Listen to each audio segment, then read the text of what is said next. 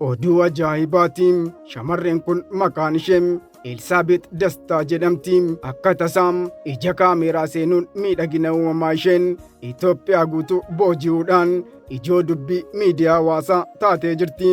Kana sababeeffachuudhaan pirezidaantiin mootummaa naannoo kibbaa birrii miliyoona 3 deeggarsa taasisuunis dhagahame dubbii ijoo ta'eera.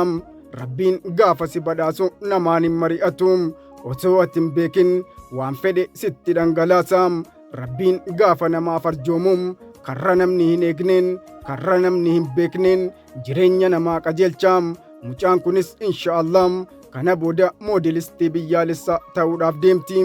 Suuraan intala kanaa yeroo dhiyootti miidiyaalee hawaasummaa irratti keessumaayyuu feesbuukii fi tiiktookii irratti maalii uumaan akkanatti nama bareechee uume jechuun dubbii ijoo miidiyaa kanaa ta'eera.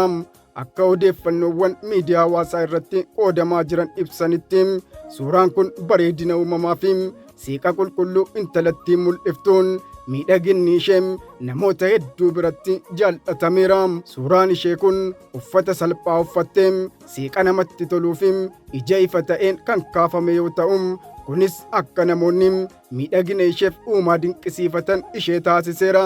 Suuraan ishee bareedina addaa calaqqisiisuu isaatiin namoota biratti fudhatama guddaa akka argattu ishee taasiseera. Suuraan kun fakkii intala umrii ijoollummaa keessa jirtu kan bareedina uumamaa fi siiqa qulqulluu qabdu agarsiisa. Suuraan kun miidiyaalee hawaasummaa irratti yeroo adda addaatti dhimmoota armaan gadiitiin wal qabatee dubbii ijoo ta'eera.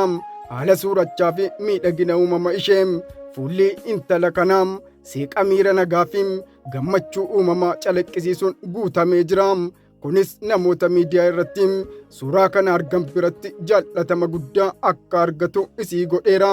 Akkaataan dhahannaa rifeensa ishee yookaan shurrubbaa ishee miidhaginaa fi akkaataa rifeensa aadaa naannoo gaanfa Afrikaa keessumaayyuu akkaataa rifeensa ijoollee durbaa Oromoo fi biyyoota ollaa keessatti beekamu calaqqisiisa.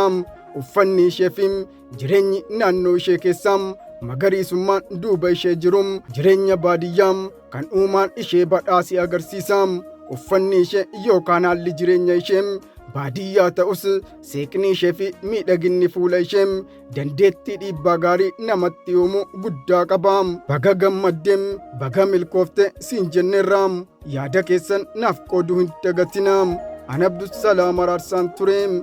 Nagaa naaf ta'a.